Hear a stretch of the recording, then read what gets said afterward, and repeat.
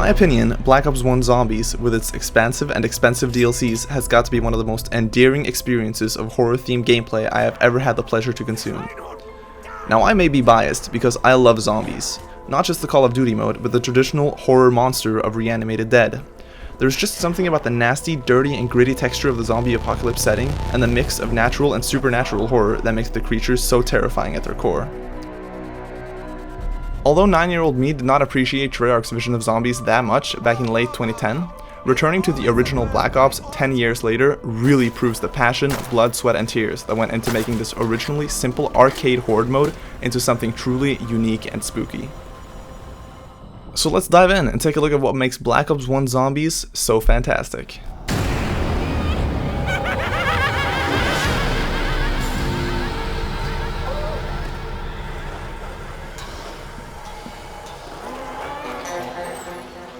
Nacht Der Untoten was the very first Zombies map to spawn from the Call of Duty franchise when COD World at War was released in 2008. After playing through the campaign, you're thrown back into gameplay, waking you up with that menacing tune playing for the first time ever in history. Your monitor almost looks grayscale with the dark blue color palette of the dank bunker you find yourself in, with only a couple of lanterns to light up the room. You can practically smell the cold stone and stench of dead flesh in the air, the faint growling of the undead as they're getting closer, as you see them slowly making their way towards you out of the fog. It left action shooter gamers trembling back in 2008, and seriously over-delivered on Treyarch and Activision's expectations, as it was only made as an experimental bonus mode slapped onto the end of the campaign. But it pretty much blew up, and would instantly birth a loyal branch of COD players, a cult following of the Zombies mode, determined to find the answers to the countless questions presented by the map. Questions like, is there an end to this? What is the final round? How come there are dead people coming back to life now? Where are the zombies coming from? How did I get here? Who even am I? And this feedback would soon motivate Treyarch to create not one, not two, but 3 separate DLC maps for World at War Nazi Zombies throughout the following year. And although the zombies community did not know it yet, this was just the beginning. At surface level, it may not look like it, but there are some very good reasons as to why Zombies succeeded as much as it did. Even though, by today's standards, Nacht is incredibly simplistic, only sporting 3 doors, no pack-a-punch, and no perks, it still manages to hold up. Let's take a look at some of Nacht's redeemable qualities. Even with, maybe even enhanced by the 2008 graphics, the original map emanates a horrifying aura, and really does a good job of instilling a feeling of dread and hopelessness in the player from the first second you set foot in this place. The zombies laugh at you and the futility of your situation. They already know there's no hope for you, and you can really feel that as the player through both the visual and auditory design. This place is just filled to the brim with intrigue and mystery. You really have to wonder, what's behind this door with the word help written on it? Oh shit, what's this glowing question mark box? And what's in this cabinet? It's a scoped Car 98, by the way. And it sucks. I can watch their heads explode! The fact that, unlike the campaign, there is no marker to head towards and no clear objective to fulfill really adds to that feeling of exploration and discovery, and really makes you scour the entire area for anything at all that could aid you in your fight for survival, even in this admittedly tiny bunker. Lastly, I want to talk about the iconic mystery box. Yes. Can you even imagine what COD Zombies would be today without it? The mystery box costs 950 points and will supply you with a genuinely completely random firearm. Later on, explosives and other doodads as well. But for now, however, the box only provided guns. This adds a level of randomness and unpredictability that gives the mode some much needed spice. You can easily imagine how repetitive and boring it would be if all or even just a handful of the guns available in the box were on the wall with no box at all. This just might be the one idea that secured Zombies the bright future it has been developed into today. For being a survival horde mode, there's actually a lot to discover and experience while playing through. Like, this somber track started playing while I was recording Nacht footage for this video, and it all just comes together to form this beautiful scene as you try to fend off all the zombies.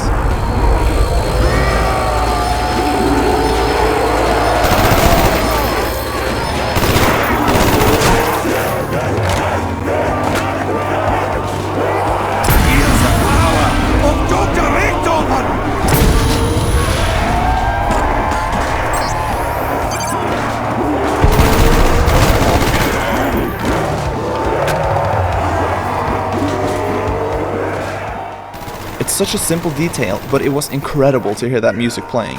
It fits your desperate fight for survival oh so well. And although this was all the content Nacht had to offer, we would later down the line get Pack-a-Punch and perks, Easter eggs, and tasks to fulfill in spades around the maps. Which brings me on to...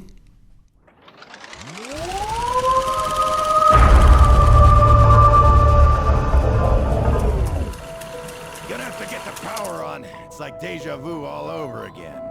Like to many, Kino Der Toten was the very first zombies map I ever played. And again, even though I didn't play it all that much back in the day, I really have a special place in my heart for this map.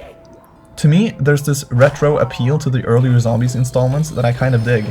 A level of grit and roughness around the edges that would be polished to the extreme in later games like Black Ops 3, with gobblegums, much more aggressive zombies, a larger arsenal of weaponry, and smoother gameplay animations and mechanics, including the introduction of double Pack-a-Punch and hour-long fetch quests, all of which was still absent in this map. It was originally created to be the final World at War DLC map, but Activision saw how well COD 4 did and didn't want World at War's DLC to compete with MW2's sales, and Treyarch was forced to postpone Kino's release and port it over to their new engine for when Black Ops 1 came out. Which is why Kino shares that dark and spooky atmosphere found in the maps from World at War. And honestly, I'm glad it did. I'm not entirely certain the ambition and scale found in Kino would lend itself well to the jank of the World at War engine. And it seems the numbers would agree, as this map would go on to be one of the most iconic maps for COD Zombies ever, spooking 10-year-olds like myself all over the world when it released, and hooking what is today a large chunk of both the casual and hardcore Zombies player base. Personally, I think this is for a couple of reasons, that being, number 1, the fact that Kino would be one of the easiest and most accessible maps created up until that point, with Pack-a-Punch unlocked immediately following the power switch, as all you'd have to do was link up the teleporter and bam! Any casual Zombies player would have the opportunity to pack their weapons. This, in addition to regular dog rounds supplying you with max ammo power-ups, makes this map often regarded as one of the easier Zombies experiences. And number 2, that this was the one free map unlocked from the get-go, and unlike 5, the other Black Ops 1 launch map, you didn't have to complete the campaign to discover and unlock it. This is what would make Kino most likely to be Black Ops 1 players' first ever Zombies experience, and the map likely would not do nearly as well if 5 and Kino had swapped places. Being teased in the 115 Kino Der Toten music video released by Treyarch at the time, it also introduced the Thunder Gun, arguably the most powerful, if not broken weapons in Zombies history, utterly demolishing anything on screen at the pull of a trigger. It just blew them all over the place. This, in addition to the hilarious and witty voice lines of our favorite Zombies cast, would allow anyone to feel like an absolute badass. All of this combined, and you have a recipe for a side mode that would define a generation of young gamers.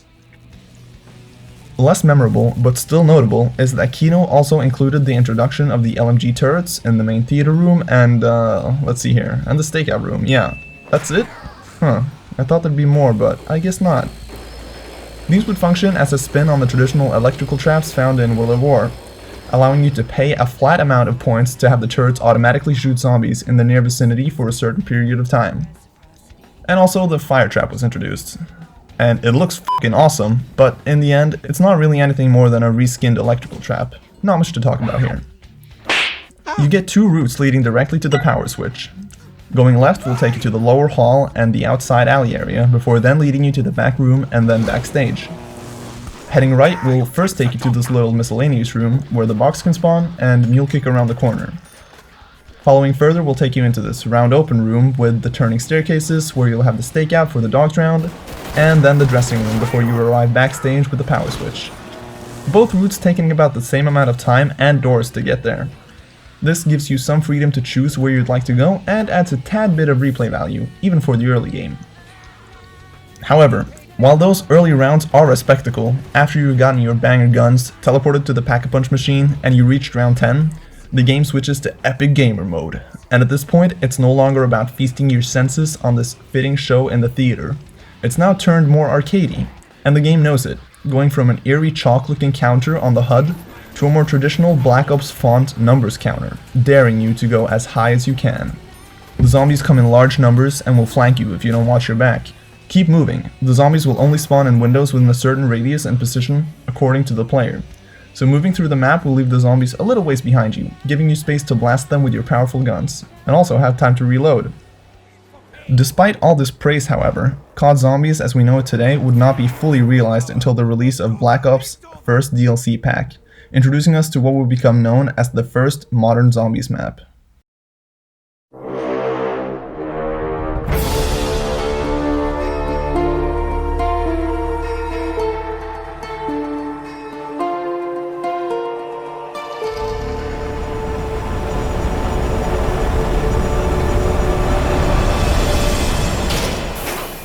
Main power offline. Auxiliary power activated. Who is turning off the power everywhere we go? And now taking the color? Who's doing this? Now, while I was playing an unhealthy amount of Black Ops 1 Zombies when I first realized I wanted to make this video, Ascension tended to be my map of choice. It really felt like the first properly put together map with all the strengths of zombies implemented in a well-designed way. I really like the starting area, the way you're lowered into the starting room for the first time, foreshadowing the flying you'll be doing later on, and also bringing your attention to the gigantic cylinder looking thing in the middle of the room moving, subtly hinting of its deadly capabilities. I love how the game is completely grayscale until you turn the power on, as it really gives the early game a vibe completely unique to Ascension. It was a huge map, double the size of any released before it, really giving players a breath of fresh air, literally. And makes a map the size of 20 Nacht Der Untoten. After having all previous maps in claustrophobic, cramped indoor environments, maybe with the exception of Shinonuma. Ascension sports a multitude of options for training areas, pretty much all the perks you could ask for in a BO1 installment, making it, like Kino, considered one of the easier zombies maps. In addition to its fantastical cinematic element as you work on launching the rocket into space to unlock Pack-a-Punch. I actually love how it would give you some errands to run early on in the game, sending you to the 3 corners of the map to fly the little SpaceX rocket ship back to the starting room. And let me tell you, running for your life with a horde of zombies right on your tail as you make your way towards the rocket, only to frantically call the lander as you desperately try to hold the zombies back, and then, just in the nick of time, jump on that bitch and escape, it feels fucking awesome. And this was the primary reason I played this map more so than Kino, which I honestly thought had a better pulled off aesthetic overall, as on that map you'd unlock Pack-a-Punch immediately following flipping the power switch, and personally I enjoy having a clear goal for the early setup phase of the game beyond round 6.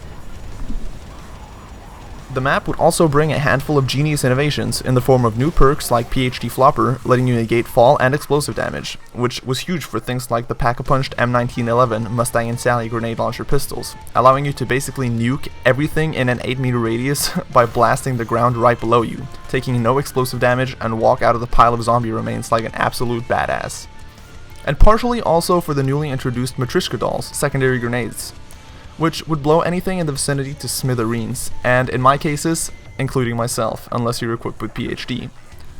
Fittingly, Ascension also introduced Stamina Up, which was just perfect. As mentioned earlier, this was the biggest map to date, and really benefited from having a perk that let you traverse it more efficiently, complementary to the Lunar Landers. It would also be the first map to include an elaborate multi-step Easter egg that resulted in more than just a track playing on the map. By completing it, you're rewarded a 90-second death machine.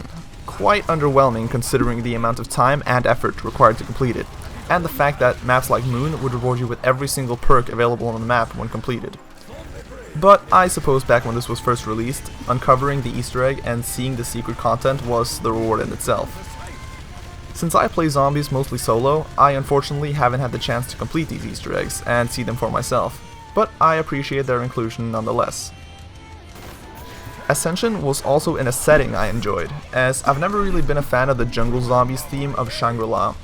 I much prefer the gritty, urban, post-apocalyptic theme of man-made society in ruins, rather than the jungle that was pretty much just the same prior to the zombies invasion. But don't get me wrong, this is simply a matter of preference, and it's not an argument as to why one map is better or worse than the other. And I do respect that Treyarch went with variety, and not just made 10 different versions of a torn down city or a singular burnt down building like every other zombies video game ever. And then, of course, we have the monkeys. And I hate to say it, because for as much as I love this map, I despise these little shits. The monkeys are a replacement for the hellhounds, and like the hellhounds, will drop a max ammo when you kill the last one.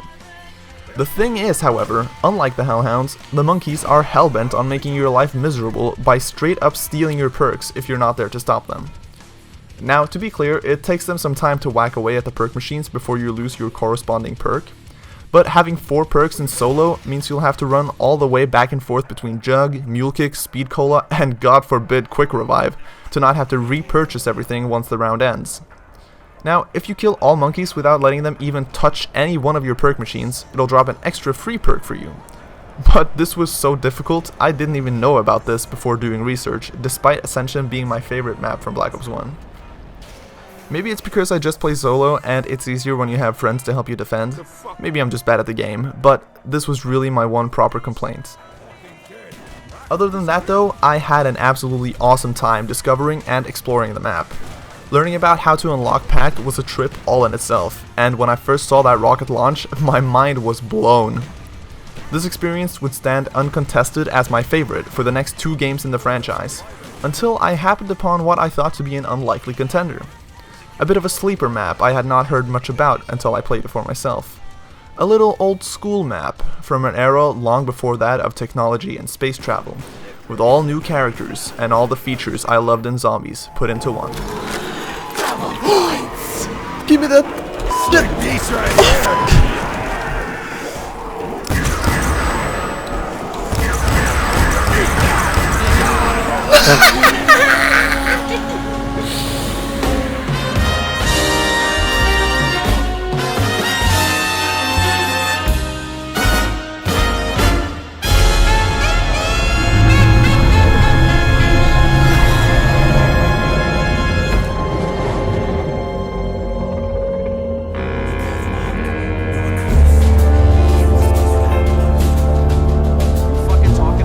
Holy shit. I have to say, I did not expect this when I first tried Black Ops 3 Zombies. Now, I had bought Black Ops 3 way back when it was released in 2015, since my friends had all gotten it, and I figured I'd give COD another shot since I stopped playing after Modern Warfare 3, and now heard how fantastic Black Ops 2 was. Needless to say, I was tragically disappointed with the mediocre and boring campaign, Train go boom. and I was only entertained by the multiplayer for a short while before swiftly quitting and uninstalling what I thought to be a complete waste of money. That was until just recently when my interest for Black Ops Zombies sparked, and I read the modern zombies community saw Black Ops 3 as the best zombies experience thus far, mechanics wise. And when I heard the launch map was rocking a vintage HP Lovecraft inspired theme, I just knew I had to try it for myself. And my god, am I glad I did. Shadows of Evil takes an all-new approach to zombies aesthetics-wise, never before seen in any prior Call of Duty. Taking place in the city of Morgue, a large noir-inspired city from the 1940s, with characters to match. Nero the Magician, Floyd the Boxer, Jackie the Crooked Cock... The Crooked Cock? Alright. Nero the Magician, Floyd the Boxer, Jackie the Crooked Cop, and Jessica the Thought! Nah, just kidding. She's just a murderer. Well, actually, I guess they all are. And they're all in the 40s aesthetic and vibe you'd expect, with all their respective reasons to be sent to this evil place. I won't go through the entire storyline here, and try to primarily focus on gameplay, because I don't want this video to be half an hour long. Shit. All characters have their own personality and charm, and I find them all to be pretty fun to play. Although, Jackie is probably my favorite, with his awesome trench coat and stupid ass narcissistic comments. Hey, what can I tell you? I get shit done. I didn't think I would, but I absolutely love this setting. As mentioned in the intro to this chapter, Shadows of Evil is inspired by the stories written by Howard Phillips Lovecraft, a writer from the 1920s and 30s, famous for his tales of horrors and creatures so far from out of this world, merely gazing upon them would instill madness in the poor characters of his writings. It really does work so much better for zombies than you'd expect, as the out-of-this-world horror ties perfectly into the undead wandering the streets of Morgue. While in World at War and Black Ops 1, zombies were themed around World War II and the Nazi zombies, with a more standard horror and grit accompanied with those topics. While in Shadows of Evil, zombies is taken in a brand new direction of otherworldly and Lovecraftian horror that, together with its amazing jazz soundtrack, really creates a unique and intriguing setting for our all-new cast of characters. The Shadow Man watches over you from the moment you spawn in and will guide you towards completing the ritual, as he puts it, to free you from your sins, and that your past cannot be cleansed until you do what you're told. This is how you unlock Pack-a-Punch, by completing said rituals. These little segments where special items will have to be collected and placed on the ritual tables. The ritual rooms and tables will be found in areas only accessible through the use of Beast Mode, where you grapple onto shiny hooks to reach the ritual items and power generators to unlock stairways, granting you access to the perks Jug, Speed Cola, and Double Tap Root Beer, as well as the ritual rooms where you'll place the respective items corresponding to the district you're in. Here, during the sequence, you'll have to survive special enemies until the ritual is complete and the sacrifice is made. There are 5 in total, with the final one being in the pack room, and a lot more grandiose than the ones leading up to it. These rituals really are just reskinned origin generators, but with their fresh coat of paint and importance in the storyline, I don't mind it at all. Upon completing the final ritual, an ominous portal opens up, and I think, for the first time, Pack-a-Punch is not the classic machine from Der Riese. And you upgrade your guns by sending them through the portal, and a tentacle is so kind as to pack it for you and then hand it back. How nice!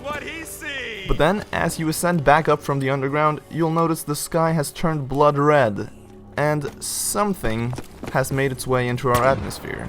Not so nice. I guess that explains the Shadow Dude turning into a friggin' tentacle monster himself just as you finish doing exactly what he told you to. But at least now you have some badass packed guns to work with. The roster of weaponry found in Black Ops 3 is pretty fucking great, to say the least. And although they all look way too futuristic for the 40s setting, they still have that fantastic Call of Duty gunplay. And in comparison to the admittedly lackluster weapons in Black Ops 1, feel pretty awesome tearing through the undead, with only a few exceptions I can't think of right now. For the most part, you can pack-a-punch any gun out of the box and get to a reasonably high round. And in the end, gameplay is king, so I guess it's okay. I can forgive their futuristic appearance. Also, the redesigned monkey bombs are now tentacle monsters in a jar. Lil Arnie, as it's called. Dig that name, really good. Really good shit. Lil Arnie? Yeah, I wanna toss a Lil Arnie out there, fuck up some zombies, that sounds awesome. Really dig this one. Feels awesome to use. Probably because they kill anything in their proximity for the entire duration while attracting zombies, and not just explodes when it expires, like the monkey bomb. Anyway, really unique and thematically appropriate. Good shit. But man, let me tell you, the map design here is hands down the best I have seen in any zombies map I have ever played. I legitimately have difficulty to express exactly how incredibly this map flows. It's built on a structure similar to that of Der Riese, how you start in the center and progress through the 3 branches leading out to the different districts on the map, with one district for all the playable characters. The starting area, Easy Street for Nero, Waterfront for Floyd, the canals for Jackie, and Footlight for Jessica. All districts are designed in a similar vein, having one long way around purchasable with points through standard doors, and one shortcut route unlockable through Beast Mode. The map design is very similar to another game I like a lot. I'm talking about the original Dark Souls. And no, this is not me telling you Black Ops 3 Zombies is the Dark Souls of shooters. This is only parallel to the map design, alright? As you may know, the first Dark Souls is renowned for its incredible interconnected world. And while this obviously is fantastic for a fantasy RPG, it also functions beautifully for an endless survival horde mode where you'll be running back and forth between the 3 branches of the map. And not only does running through the individual districts feel great due to the shortcuts used vertically, but utilizing the tram will allow you to swiftly travel from the end of one district to the end of another. And if that wasn't enough, you have portals in all districts teleporting you directly to the pack room. All of these factors makes the map just an absolute joy to traverse, and makes the map flow incredibly well for later rounds. Seriously, I just cannot fucking believe this map was anything but adored when it was released back in 2015. Anyway, let's talk innovation and new content. Shadows of Evil introduced the one new perk in Black Ops 3, Widow's Wine, which I may not always prioritize over Speed Cola in-game, but is definitely on my list of top 10 perk jingles. Let me tell you, this shit absolutely bops! When you're feeling kinda lonely and your spouse is kinda dead. And on the topic of perk jingles, most of them are completely fresh in Black Ops 3. Even the classic perks have been equipped with all new jingles, and although I think I prefer the originals for most of them, you feel like a goddamn cowboy at the rodeo after you've just been downed, picked yourself up, and you're running back to Easy Street to pick up revived soda with a horde of zombies sprinting after you, and all you can hear behind you as you chug that blue drink is Revive soda, yes! Oh, I have to admit, that's pretty awesome. Obviously, BO3 introduced Gobblegums, something to keep spending points on all throughout late game. The mega ones granting you every single perk and any power up you could wish for are broken as fuck. Generally, I find these really boring and rarely utilize them much and never ever invest the effort in changing my packs. Moving on, find 3 fuses around the map and pay 2,000 points at one of these stations, and this big robot dude will fight on your behalf and even revive you when you're downed. Pretty great stuff. Oh yeah, I just love this Robo Bro. Always make sure to summon him when I play. Alright, I'm gonna be real, I haven't managed to summon him once. I can never find more than 1 or 2 fuses, man. But whatever, he's cool nonetheless. I'll be sure to test him out the next time I play Shadows of Evil. There are also a couple of buildables, including the rocket shield, the absolutely bonkers OP tentacle monster gun, giving the thunder gun a run for its money, and of course the badass sword you can attain. But other than the badass sword, I never really bother with those, and for the most part stick to my packed guns. But even without all that, Shadows of Evil is an incredible survival map, with a, although not perfect, definitely fitting cast of brand new characters. An enthralling aesthetic in a setting that really caught me off guard with how well pulled off it was, and some of the most refined gameplay ever in Call of Duty Zombies. Going from Black Ops 1 Kino Der Toten to Black Ops 3 Shadows of Evil really shows the exponential improvements accomplished over the 5 years of development Zombies had gone through. Treyarch really knocked it out of the park on this one, and Shadows of Evil definitely takes my top spot for my personal favorite Zombies map to date. Skin boots on a Saturday night. Revisiting Zombies has been an awesome ride. I highly recommend it to anyone who enjoys shooters of any caliber. Or even if you don't. More accessible than the campaign and slower paced than the multiplayer, playing shooters in a player versus environment rather than a player versus player game mode will prove rewarding even to the less experienced FPS players out there. Dying on round 1 is no different than dying on round 100, making the skill floor sit as low as it possibly can. And although I do love endings like the one in the Mob of the Dead Easter egg, where the game actually finishes without you dying, giving you a satisfactory conclusion, I suppose the survival aspect and reaching the highest round you can is part of Zombies' unique core. And creating a traditional ending to every future Zombies map may just make it more generic as a result. And as we all know, there certainly is no end to Treyarch Zombies mode. And all you can ever hope for is to prolong the inevitable. It seems the truth is, we were damned all along.